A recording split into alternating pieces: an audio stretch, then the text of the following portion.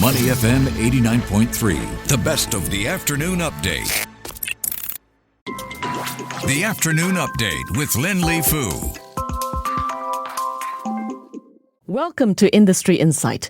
Today we're talking about something you may not have given much thought to, but it could affect every future EV driver in Singapore.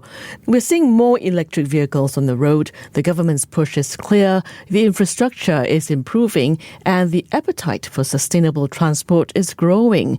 But behind every car, electric or otherwise, is an insurance policy. So how exactly is the motor insurance industry adapting to this electrifying shift? Joining us is Cecilia Siah, Vice President and Head of Motor Business at Income Insurance, to help us unpack how EVs are reshaping the way insurers think about coverage, risk, and customer experience. Cecilia, thank you for joining us. Good afternoon, Lynlee. Thanks for having me today. Okay, let's start with the big picture. EVs are clearly gaining traction in Singapore. So from where you sit, how is this shift impacting the motor insurance space? So today we are seeing the strong momentum. Just like a few years ago, EV make up barely 1% of a new car registration. But today, for the first few months of the year, we see that 40% of all new cars now are EVs. So this shift is strongly driven by the government policy, like the early adoption incentive, the road tax revision, and investment in charging the infrastructure in line with their goal to phase out registration of petrol-powered vehicle, which is the petrol car, by 2030. So for the motor insurance industry, this means we must evolve quickly so to support this transition and to change how we think about motor insurance. That's interesting. So it's not just a question of new car, same coverage, right? There's a whole different set of risks and considerations. So what are some of the key differences when it comes to insuring EVs versus internal combustion engine vehicles or ICE vehicles?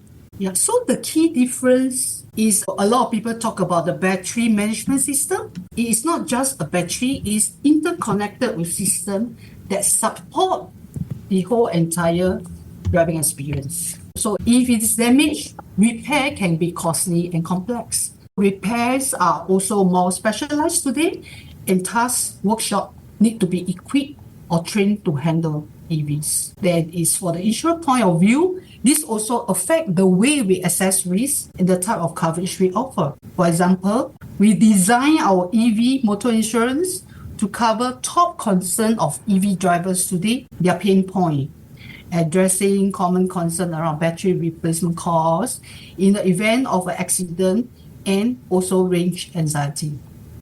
Wow, I can imagine how different it must be. I think batteries alone can cost thousands of dollars, and replacing one isn't like changing a tire. It sounds like the underlying risks do require a pretty fundamental rethink. Yes, it is. Now, let's get into the claims side. Cecilia, are you seeing different patterns with EV drivers? Any unique challenges popping up?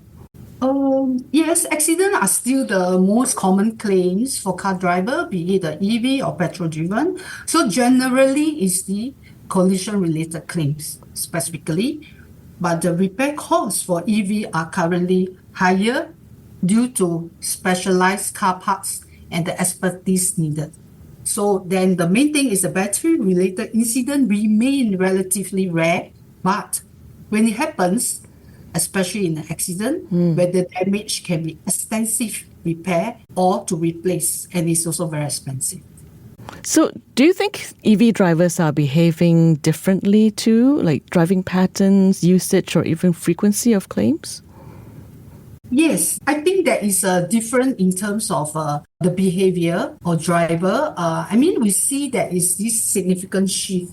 It doesn't mean just the type of car, it is the new ecosystem. So what we did was we did the recent electric drink survey. Then we have some insights of the driver behavior. So what is the concern and whatever they have mentioned?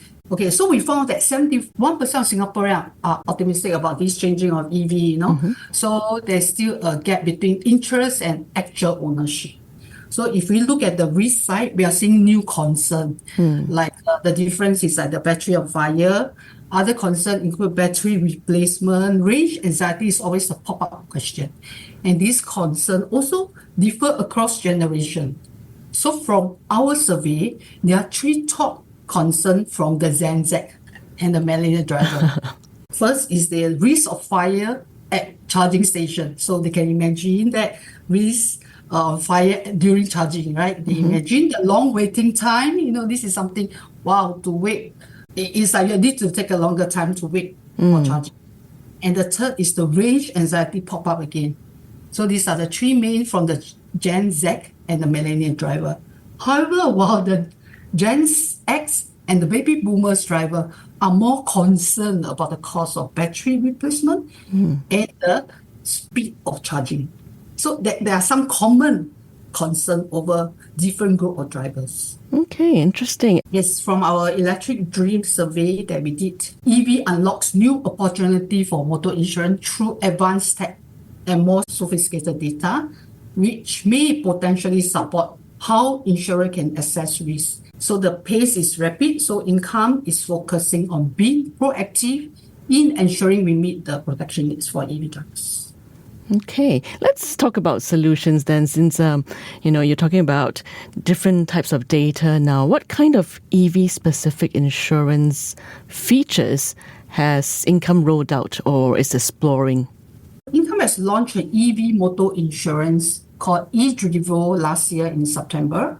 So this policy was actually developed based on customer insights, and which play a big part in informing our design of eDrivo. So it allows us to better understand the evolving needs of this driver segment and address new area of protection and are unique to the EV drivers. So to ensure we meet real needs. So on our recent Dream survey indicated range anxiety, we made one of the top concern, right? So to address that, we partner with P-Up Singapore first mobile EV charging service to introduce a 24/7 emergency mobile service for our policyholder. That means if our policy EV runs out of charge while on the road, what we can do is policyholder can get an emergency call from this provider by coming up to give them a fast charging service of up to 20% charge. Then that's help the driver to have sufficient charge to get back to a nearer charging point. So this is like an emergency where they can get this service, especially from Income. Oh, so roadside assistance for EVs. What about things like charging cable? Do cables get protection as well? So cable protection is more like we do have this extended cover. This cable is actually applied to fire risk at personal charging station in private property. So basically those with private property, when they install a personal charging station, so-called, we cover that too. Okay, so do you think there's still a gap in awareness among EV owners? Are people even aware that their policies might not automatically cover all the new risks? Yes, so we educate customers in a few ways. So what we do is we integrating education into our product features. We do training. We training our response teams on EV safety. We communicate the unique aspect of EV insurance clearly. So for example, in April this year, we even held a Singapore first EV drive-in comedy night where more than 150 EV owners attended. It was a creative platform using humor to actually educate EV drivers that EV-specific insurance provide more targeted coverage. Wow, so fun. Yeah, that was fun. So for Income Accident Response Team, which is our Orange Force, which is known in the market, is also equipped with knowledge on EV safety precautions. So in the event of an accident, the ambassador will also advise policy on accident reporting procedure and safety measures specific to EVs. Oh, I think that education piece is key. You can't expect a first-time EV buyer to know the ins and outs of, let's say, like battery degradation clauses, So are you also exploring more dynamic models, things like pay as you drive or behavior-based coverage? We are not at this discussion on pay as you drive, but yeah, there is opportunity there. I mean, there are drivers that use their car not frequent. They may want to use UBI, UBI stands for? user-based insurance. I see. We are not excluding that. We can explore that in the near future. But generally, we know that as EV drivers, I mean, this is just my observation. When you own an EV, you know that it saves a lot of petrol, and you're actually driving. You need that long distance travel. So if I can look at it, whoever owns an EV will want to travel even longer journey because they already save a lot on the petrol. UBI may not suit certain type of people driving EVs. I see. Yeah, I think that's quite a valid point. So we're moving towards smarter, more personalized insurance as well. Before we move on, let's touch on the customer mindset. What's one thing that tends to surprise EV owners when it comes to insurance? One common misconception is that EV insurance should be cheaper or simpler than traditional motor insurance because they feel that there are fewer parts, spare parts. But in reality, the cost of repair, including spare parts, is often higher. So another key misconception is that a regular car insurance provides sufficient coverage for EVs. But in reality, again, EV insurance comes with electric specific cover that is not covered in traditional car insurance. For example, in the event of range anxiety, EV runs out of battery while on the road, provide emergency mobile charging service, as well as covering the personal EV charging point in your private property in case of a fire. Okay. So while we consistently innovate on our product and services, we also try to educate drivers to ensure that they can make an informed decision as they embark on their EV transition. Yeah, that's a great point. I think as EVs become more mainstream, I imagine insurers like Income will need to balance that education with innovation, making sure coverage evolves while keeping the customer informed. Right. Now, speaking of connected, EVs generate tons of data. Are you also collaborating with ecosystem players like manufacturers or fleet operators? So today, because it's still that niche, but we do see the potential of the tech and data in vehicle telematics, right? Especially in the risk profiling and accident prevention. So with this rise in this EV, we are seeing new smart safety features in the EV car model that can potentially reduce claim.